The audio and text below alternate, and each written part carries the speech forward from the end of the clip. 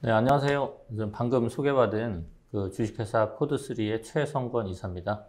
오늘 제가 발표할 내용들은 적층제조 특화 설계 적용을 한 자동차 디자인 국제 동향에 대한 얘기입니다. 구성은 서론, 본론, 결론인데 특히 이제 초반에는 AM 시장 전망, 적층제조 시장 전망을 얘기하고요. 그 다음에 본론에서는 이제 사례를 몇 가지, 특별한 사례들을 말씀을 드리겠습니다. 마지막으로 결론은 시사점 정도로 종료를 하도록 하겠습니다.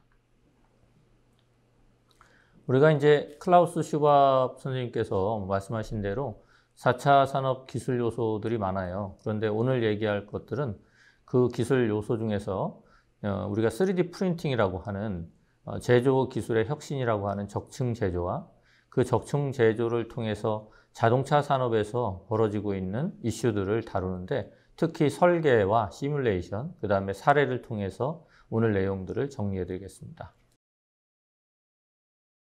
우선 그 자동차 산업에 대한 시장 전망을 조금 얘기할 필요가 있는데요. 실제 자동차 산업 시장 전망을 얘기하기 전에 경제 규모에 대한 얘기를 잠깐 드리면 전 세계 이제 경제 규모는 80조 달러 정도 됩니다. 그리고 이제 그 중에 제조업이 차지하는 비중은 16% 정도 돼요. 그러면 이제 그거를 계산을 해보면 16%면 한 12조 8조 달러, 12.8조 달러 정도 됩니다. 그러면 이제 현재 그 중에 또 적층 제조 산업은 몇 퍼센트냐? 그러면은 0.057%로 상당히 지금은 적죠. 전체 우리가 제조업 규모로 볼 때는 10분의 1도 안 되는 작은 AM 시장을 갖고 있습니다. 그러나 이제 그동안 이제 AM 적층 제조 시장은 3D 프린팅 단계를 거쳐서 최근에는 우리가 실제 제조를 할 수 있는 단계로 접어들면서 시장이 상당히 이제 확대되고 있고요. 또 발전하고 있습니다. 매년 23%에서 많으면 25%까지 통계치들이 발전하고 있다고 보여주고 있고요. 훌러스 리포트에서는 예상하기를 현재는 0.057%로 우리가 2018년 기준 117억 달러의 이제 AM 시장을 형성했지만 앞으로 5%, 전 세계 제조업 시장의 5%를 맡게 되면은 아마 6,600억 달러가 됩니다. 그러면은 상당히 거대 시장으로 새로운 제조 시장이 탄생한다고 보실 수 있는 것이죠. 자, 그러면 그 중에 가장 핵심이 되는 것은 무엇일까요? 아마도 자동차와 또 우주, 항공우주, 또 의료, 이렇게 이제 또 선박 뭐 이런 부분이 있겠죠. 이런 부분들이 AM 시장에서 가장 핵심적인 산업 영역을 가지고 갈 것이라고 예측이 됩니다. 자, 그러면 본론으로 들어가서 실제 AM 기술은 나온 지는 한 30년이 됐지만 실제 우리가 소비자들, 일반 소비자, 엔지니어들이 이걸 활용한 지는 꽤 됐고요. 일반 소비자들은 이제 한 5, 6년 전부터 보급용을 통해서 접하게 됐죠. 과거의 기술들은 대부분 이제 우리가 거푸집이나 이런 초기 단계를 거쳐서 지금은 대량 생산에 맞는 금형 체계를 갖추고 있죠. 대량 생산에 맞는 이런 금형 개념은 어떻게 보면 이제 서브트랙티브 가공을 통해서 절삭 가공을 통해서 만들 수 있는 가장 최선의 방법이죠. 그러나 이 두 가지 방법에도 한계가 따랐고 그 한계를 해결할 수 있는 제조 방법 중에 하나가 바로 적층 제조라고 할 수 있습니다. 이 두 가지의 전통적인 제조 방식을 변화시키거나 바꾸는 것보다는 아마도 보완적인 관계, 그런 개념으로 공존하는 시스템으로 갈 것이다 예측해 볼 수 있습니다. 그리고 이제 우리가 무금형 시대에 어떠한 제품들을 만들 수도 있기 때문에 그 기존의 금형 체계와 다른 새로운 제품들이 소비 시장에서 나올 것이고요. 그 중에는 특히 의료같이 맞춤형에 맞는 제품들이 현재 이제 새로운 제조 기술의 기술로서 가장 대표적으로 말씀드릴 수가 있습니다. 특히 이제 항공우주 분야에서 경량화를 만들거나 자동차 분야에서 전기차나 일반 또 무인 자동차가 나오게 되면 아무래도 경량화 이슈가 크게 됩니다. 그러면 지금과 달리 3D 프린팅이 사용될 곳이 상당히 많아져서 거기에 관련된 부품을 만드는 산업 또한 확장될 것으로 예측하고 있습니다. 다 아시겠지만 디지털 트랜스포메이션 기술 이제 확장으로 여러 곳에서 디지털 혁명이 일어나고 있는데요. 제조 분야에서 앞으로 물리적인 제조의 비중이 앞으로도 크겠지만 이제 정보화 제조로서의 변환도 시대적인 큰 흐름으로 볼 수 있고요. 그런 디지털 데이터가 왔다 갔다 할 수 있는 그런 교환될 수 있는 환경이 바로 적층 제조 환경이라고 할 수 있고요.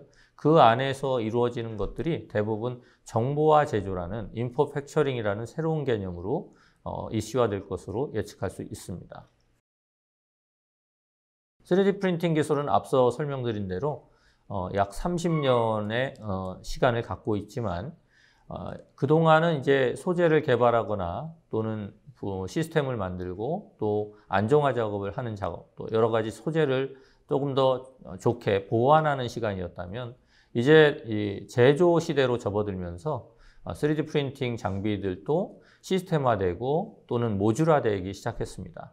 이런 것들은 다품종 소량 생산뿐만 아니라 다품종 다량 생산의 개념을 열어두었다고 볼 수가 있는 것이죠.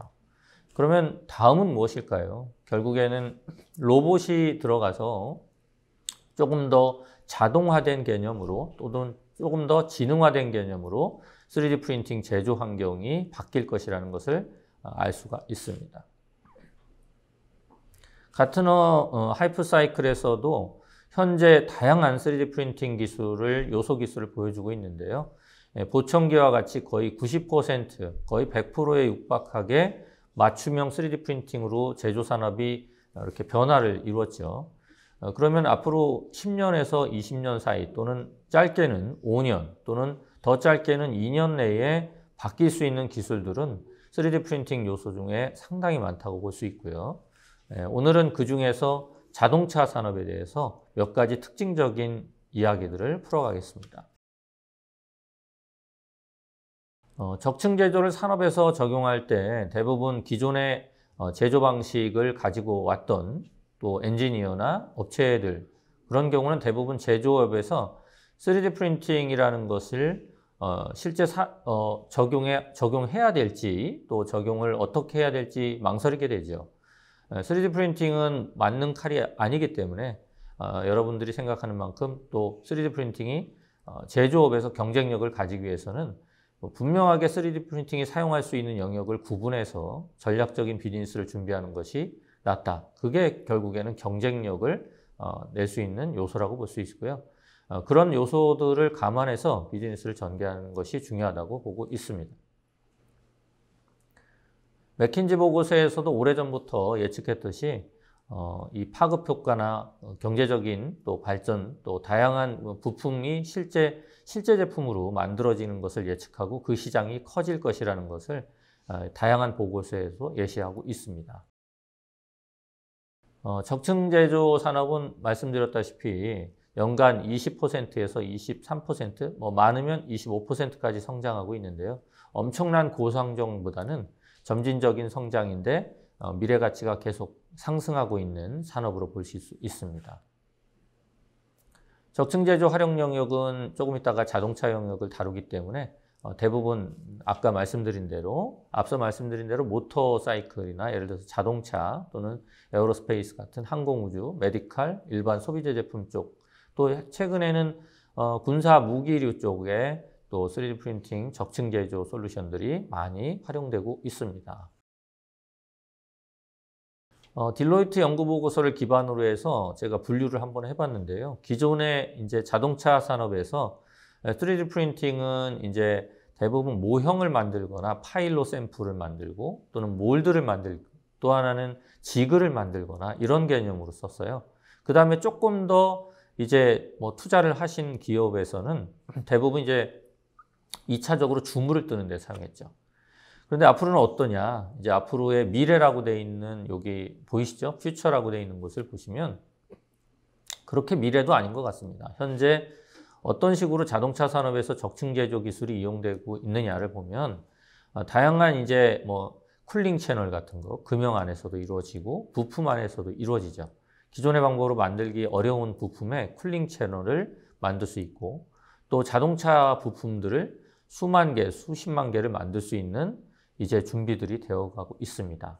그리고 이제 슈퍼카를 만드는 곳에서도 여기 보시다시피 작은 그림이지만 부가티 같은 경우서도 브레이크 캘리퍼를 직접 이제 실온 자동차에 슈퍼카에 장착을 해서 판매를 하고 있습니다. 또한 이제 타이어 같은 것이나 휠 같은 부분에서도 실제 예전에 단조 블록으로 만들었던 유명한 메이저 회사들도 3D 프린팅으로 서서히 이제 휠을 만드는 연구를 시작을 했습니다. 그것은 어떤 이유에서냐면 이제 금속이 어느 정도 물성을 갖고 또 자동차에서 내구력을 충분히 견딜 수 있는 수준까지 오다 보니까 이제 점진적인 연구가 수년 전부터 시작됐다고 볼 수 있는 것이죠.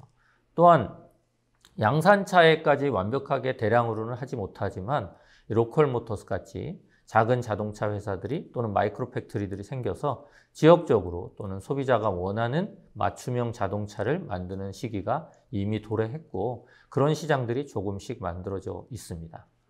자, 그러면 이제 본격적으로 사례들을 얘기하기 전에요. 최종 파트 생산은 계속 늘고 있어요. 최종 파트 생산이 는다는 것은 실제 3D 프린팅의 하드웨어 기술도 좋아지고 있다는 것을 말하고요. 거기 안에는 이제 다양한 직접 생산 부품, 금속 부품이 들어간다고 볼 수 있습니다.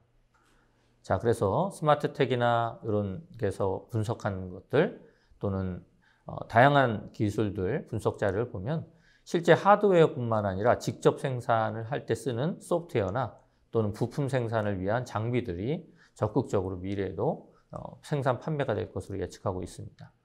자, 그리고 이제 디자인 패러다임 3가지 정도를 말씀드릴 텐데요. 디자인은 이제 설계의 개념으로 보시면 되는데, 말씀드리다시피 전통적으로 만들기 어려운 부분이나 또한 기존의 이제 맞춤형 어떤 시장을 열 수 있는 계기가 되고요. 또는 컴퓨테이셔널 디자인이라고 해서 알고리즘 기반의 부품 설계가 가능합니다. 또 이 안에는 인공지능을 부과시켜서 설계의 다양한 변수 또는 인간이 할 수 있는 여러 가지 요소를 더 확장할 수 있는 그런 부분을 만들 수 있는 것이 현재 설계 패러다임의 변화입니다. 자, 그럼 설계 패러다임을 시각적으로 좀 한번 보면요. 저도 디자인을 전공한 사람으로서 실제 그 많은 변화를 겪었는데요. 특히 소프트웨어에서 보시면 제가 저렇게 조명 같은 거를 만들거나 저런 구조체를 만드는데 예전에는 저런 걸 만들어 놔도 그냥 가상의 이미지일 뿐이었습니다. 그러나 지금은 어떤가요? 3D 프린팅으로 금속이나 또는 다양한 투명 재료, 다양한 또 여러 가지 물리적인 재료로 만들 수 있는 방법이 돼 있고요. 그러다 보니까 이것을 소량의 자동차라든가 또는 시제품에 적용할 수 있는 한계가 좀 더 확장된 것이라고 볼 수 있죠. 특히 알고리즘 모델링을 통해서 인간의 손으로 만들기 어려운 형상을 만들다 보니까 아무래도 저같이 디자이너들은 형상의 자유를 마음껏 추구할 수 있게 된 것이죠. 자, 그래서 이제는 이런 것들이 앞으로 10년, 20년 후에는 다양한 소비자들의 라이프 스타일을 조금씩 바꿀 것이다. 그래서 실제 시각적인 이런 툴들이 학교에서도 다양하게 활용되고 있고 또 배우는 교과목으로 지정되고 있다. 그렇게 볼 수가 있습니다. 그래서 첫 번째로 제가 꼽은 것은 이러한 비주얼 파라메트릭 알고리즘이 이제 소프트웨어적으로 많이 발전되어 있다는 것이고요. 두 번째는 설계 영역에서 우리가 디자인 포 애디티브 매니팩처링이라고 해서 적층 제조에 적합한 설계 솔루션이 나왔다는 것이죠. 말씀 앞에 보시다시피 실제 이 브라켓인데요. 브레이크 브라켓은 아니고 실제 그 우리 안전벨트에 들어가는 부품이에요. 이 부품은 여러 가지 부품으로 이루어져 있는데 우리가 DFM 설계를 통해서 단일 부품으로 파트 통합을 이룰 수 있습니다. 파트 통합은 조립에 대한 문제를 해결할 수 있고 또한 신뢰성을 또 확대할 수 있는 요소이기도 하고요. 또한 실제 요 부품 자체가 이렇게 하나로 만들어지다 보니까 다양한 또 변화를 이렇게 미리 시뮬레이션을 통해서 알아볼 수 있다는 것이고 이렇게 이제 그 인공지능이 들어가게 되면 기존의 서브트랙트 가공 같이 절삭 가공을 통해서 만들 수 있는 것이나 아니면 또 뭐가 있겠어요? 그 외에도 금형으로 만든 개념이죠. 절삭 가공. 그러면 또 하나는 뭐가 있을까요?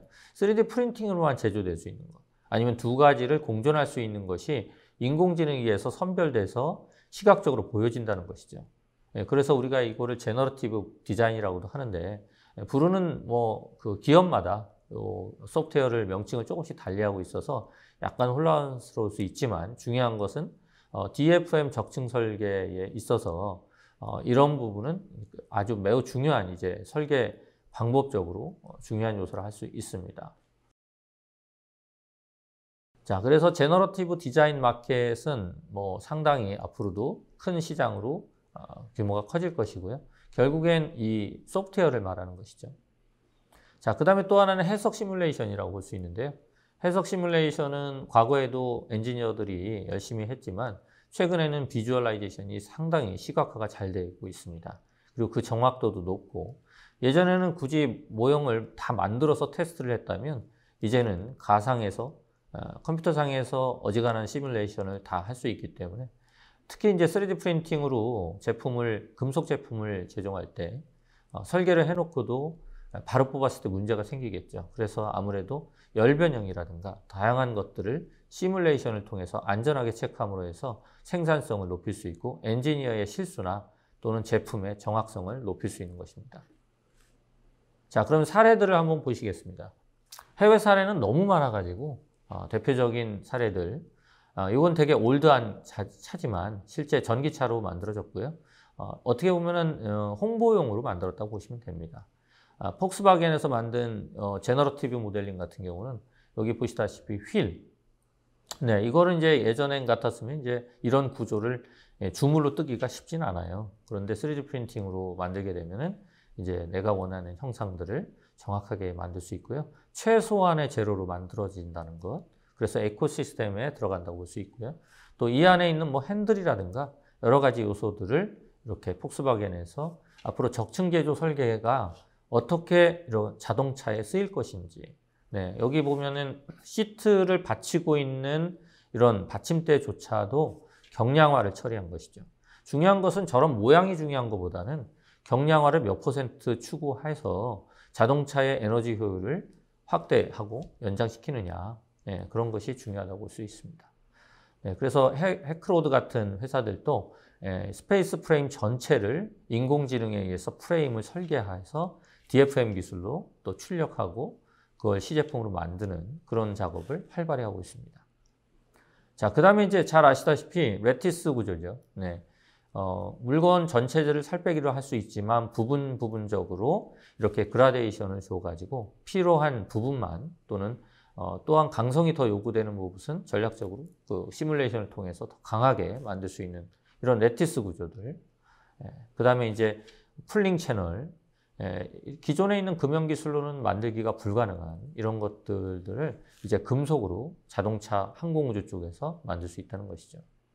자, 그 다음에 이제 제가 부품 교육을 하고 있는데요. 실제 금속 교육을 하면서 느꼈던 거는 이런 경량화 구조들은 이제 앞으로 엔지니어들이 적극적으로 배워야 되겠다 그런 생각을 하고 있고요. 경량화를 통해서 이제 앞으로 플라잉카라든가 우리 드론 있죠. 무인 자동차 뭐 이런 데 들어가려면 당연히 배터리뿐만 아니라 경량화가 필수입니다. 항공우주도 마찬가지고요. 그래서 시대가 이제는 요구하는 기술이 되었고 DFM 기술을 적극적으로 여러분들한테 조금 더 배우기를 좀 홍보하고 싶습니다. 자, 그러면 AM 사례는 앞서 조금 말씀을 드렸지만 시간 관계상 좀 짧게 줄일 텐데요. BMW사에서는 이미 자사의 HP 장비, 자사가 아니죠. HP 장비를 도입을 해서 실제 자사가 판매하는 자동차의 부품으로 사용하고 있죠. 이런 사례는 뭐 워낙 많습니다. 그리고 이제 이런 재료들이 발달하고 또 필요한 자동차 생산 대수가 적을 때는 특히 아주 유용한 이런 부품 제조 수단으로 프린팅 기술이 사용되고 있습니다. 물론 이제 뭐 프린팅 하면 다양한 개인 맞춤형이 되겠죠. 이런 부분들도 여러분이 익히 알고 있는 부분이라서 짧게 생략하고요. 마니아층이 있는 이제 미니 같은 경우도 저렇게 이름을 새겨준다든가 본인이 원하는 패턴을 커스터마이제이션해서 만들어주는 것들이 이제 조금씩 시장을 만들어가고 있다고 볼 수 있습니다. 폭스바겐은 이미 매스 커스터마이제이션 계획이 있고요. 자동차에 가야 되는 다양한 부품부터 고객이 원하는 오브젝트를 만드는 쪽에 앞으로의 그 비전을 제시하고 있습니다. 여기 있는 뭐 이렇게 다양한 뭐 부품들이 보이실 텐데 연간 한 10만 개 이상을 생산할 목표로 준비를 하고 있습니다. 뭐 다임러 벤츠도 마찬가지고요. 네.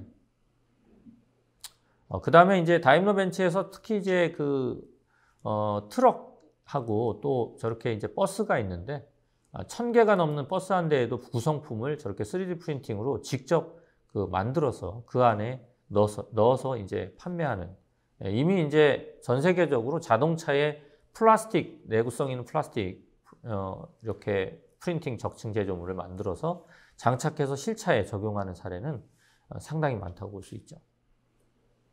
자, 그래서 그뿐만 아니라 이제 포드사 같이 이제 이런 카본 프린터를 통해서 엔지니어링 플라스틱 수준의 실제 부품을 사용하고 있습니다. 네, 그 다음에 이제 부가티 같이 슈퍼카에 아까 말씀드렸다시피 브레이크 캘리퍼 같은 경우는 타이타늄으로 만들어서 저렇게 적용을 하고 있고요.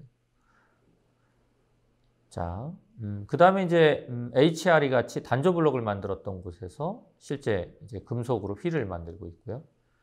이제 이런 것들이 양산차에 적극적으로 적용되기 위해서는 아직도 시간이 좀 걸립니다. 지금 보여드리는 거는 어떻게 보면은 컨셉 수준이라고 볼 수 있지만 그만큼 금속이나 이런 물성이 어느 정도 수준에 도달했다, 이런 걸 볼 수가 있죠. 뭐 물성만 생각할 수는 없는 것이죠. 또 하나는 이게 과연 생산성이 있고 단가가 맞느냐, 뭐 제조업체로서 수익을 낼 수 있느냐, 이런 부분까지 고려돼야 될 것이 많지만 현재 이 정도까지 왔다는 것만 봐도 기술이 상당히 진보됐다는 볼 수 있고요.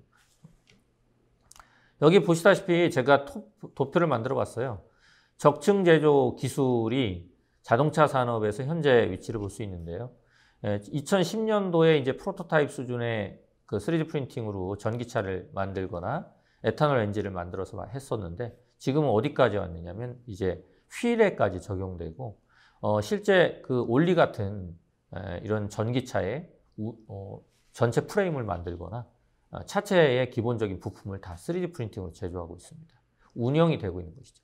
로컬모터스에서 이제 초기에 나왔던 이 스트라트라는 컨셉하고요. 이때는 FDM 방식으로 적층 용융 방식으로 만들었던 건데 겉은 이제 CNC로 깎아서 깔끔하게 제조해가지고 고객한테 납품되는 제품입니다. 자, 그리고 올리 같은 경우를 영상을 한번 보실 텐데요. 올리 같은 경우는 직접 제조를 해서 이런 대형 프린터 기술들이 이미 나와 있고요. 여기에 이제 탄소 재료를 사용해서 저렇게 이제 다양한 나라에서 이미 테스트를 거쳤고 연구기계나 작은 곳에서 이미 저렇게 운영을 하고 있습니다. 여기에는 왓슨이 들어가 있어서 실제 이제 보이스 대화가 가능하고요. 이런 것들이 이제 점진적으로 이런 연구 단위에서 시작해서 이렇게 실제 사용 단계를 거쳐서 실제 일반인들이 사용할 수 있는 수준까지 가기 위해서는 약간의 시간이 필요할 것으로 보고 있습니다. 그러나 이제 미국이라든가 독일, 환경 선진국에서는 이 올리를 이미 운영하고 있고 테스트를 거친 경우가 상당히 있습니다. 자, 마지막으로 이제 마이크로 팩토리에서 만든 2017년에 CES 방문했을 때 제가 찍어온 건데요. 그때 이제 다이버전트 3D에서 차체를 통째로 3D 프린터로 만들어요. 스페이스 프레임을 한 번에 만들진 않고 부위에 따라서 금속 종류를 달리해서 만든 건데요. 보시면 아시겠지만 탑에서 보면은 상당히 이제 3D 프린팅 기술이 어느 정도까지 자동차 산업에 적용될 수 있는지를 보여주고 있는 사례입니다. 이쪽에 이제 특히 조향장치 끝부분에 보시면은 이 부분이 이제 우리가 DFM 설계를 통해서 위상 최적화를 통해서 경량화를 한 사례고요. 이걸 자세히 볼 수 있는 내용입니다. 자, 그러면 이제 국내 사례는 요거는 제가 작년에도 몇 번 보여드렸기 때문에 생략을 하고요. 마지막으로 이제 요번 최근에 했던 시뮬레이션 플라잉 모빌리티 드론 컨셉인데요. 한번 보시고 마무리하겠습니다. 이거는 이제 카이스트하고 TSN에서 이제 시뮬레이션을 담당해줬고요. 클리어에서 디자인을 담당해서 앞으로 이제 이거는 물류뿐만 아니라 사람을 운송할 수 있고 또 무인 항공기로서의 역할. 앞으로 현대 H사에서도 플라잉 카 계획을 갖고 있죠. 그래서 지금 현재 관련된 항공 우주 인력, 항공 쪽 설계 인력들이 이런 쪽 플라잉 카 개발 쪽으로 많이 오고 있다고 들었습니다. 자, 초기에는 저렇게 이제 자동차 개념이지만 이것이 모듈로 분리되어 있어서 언제든지 운송수단으로, 이동형 운송수단으로 만들어지고요. 네, 여기에는 이제 다양한 그 3D 프린팅으로 만든 부품들이 경량화돼서 사용됩니다. 네. 이것이 어떻게 보면 되게 미래처럼 보일지 모르지만 실제 중국에서도 이런 것들을 독일과 경쟁해서 또 물건을 만들어서 또 시제품을 보여주고 이렇듯이 이게 조만간에 앞으로 뭐 10년 내에 아무래도 날아다니는 플라잉 택시를 접하지 않을까 생각하고 있습니다. 네. 잠깐 보시겠습니다. 지금 특히 여기에 비주얼라이제이션 특히 보면은 가상 공간에서 이제 센서에 의해서 저렇게 이건 카이스트에서 개발한 스케치랩에서 만든 스케치 프로그램인데요. 네, 여기에 처음 적용됐고요. 네, TSN에서 만든 이제 기류 시뮬레이션 도구를 사용해서 드론이 날을 때 여러 가지 이제 기류 변화에 대한 체크를 시뮬레이션을 했습니다. 자, 이제 이것이 만들어져서 마무리되는 시점에 보시면 실제 이제 물류를 나르는 그런 모듈로 바로 교체를 해서 저렇게 다양한 그 스마트 모빌리티 카처럼 또 사용할 수도 있고 물류의 어떤 카로 사용할 수도 있고 또 사람을 운송하는 플라잉 운송 수단으로도 사용할 수 있습니다. 자, 한번 마지막 화면 한번 보시겠습니다. 네. 시간이 뭐 짧은 관계로 우선은 이 정도까지 해서 말씀을 드리고요. 자, 전망과 시사점이라면 결국에는 우리가 자동차 산업에서 AM 적층 산업은 발전할 수밖에 없죠. 왜냐하면 제조업 국가인 한국 같은 경우는 앞으로도 새로운 기술을 받아들이고 생산 효율이나 새로운 먹거리를 찾아야 되기 때문에 거기에서 차지하는 적층 제조의 비율을 결코 무시할 수 없는 것이죠. 네, 그리고 우리가 추구하는 것이 아무래도 자동차 산업이라든가 전략적인 산업들이 몇 가지가 있습니다. 특히 의료 쪽은 상당히 선진화되어 있기 때문에 그 부분에서 적층 제조 DFM 기술이 적극적으로 또 시장을 또 열 것이라 보고 있고요. 앞으로 인공지능이나 또 로봇이 들어가서 무주령 생산 개념으로 적층 제조의 환경이 가속화될 것이다. 바뀌는 것이에요. 그러면 그만큼 시장 파이도 커져서 새로운 일자리도 분명히 생길 것으로 예측하고 있습니다. 자, 마지막으로 AM 기술이 자동차 산업에 미치는 영향은 제가 글씨가 작아서 아마 여러분들이 잘 보일지 모르겠으나 사실은 국내에서는 큰 산업이 자동차, 화학, 그죠? 정유죠. 그 다음에 또 뭐가 있습니까? 또 의료 쪽도 이제는 커가고 있고요. 바이오도 조금씩 이제 커가고 있습니다. 또 우리가 방산 산업 중에 뭐 하나 에어로스페이스도 있고 또 여러 가지가 있지만 방산 쪽에서도 이런 DFM 수요가 있고 적층 제조 수요가 많죠. 그 다음에 이제 뭐 여러 가지 여러분들이 아시겠지만 결국에는 우리가 DFM 기술의 변화를 조금 더 인지해서 활용 영역을 비즈니스에서 부단히 찾는 노력을 해야 된다. 그리고 그 경쟁력을 갖추기 위해서는 교육적으로 엔지니어들을 거기에 맞는 또 교수진과 엔지니어들을 잘 준비하고 산업의 기반이 되는 인력 양성을 충분히 해야 된다. 나머지들은 또 뭐 인프라를 만드는 또 영역이 있기 때문에 그런 부분은 여기서 좀 뭐 길게 얘기할 필요는 없을 것 같고요. 결국에는 자동차 산업에서의 새로운 비즈니스 모델을 발굴하고 정부의 지원이나 또 산학원 연합이 특별히 요구된다고 볼 수 있습니다. 자, 그러면 이 정도로 마무리하고요. 다음에 또 질문 있으면 언제든지 저한테 주시기 바랍니다. 자, 이상으로 오늘 적층 제조에 대한 국제 동향을 간단하게 마치도록 하겠습니다. 감사합니다.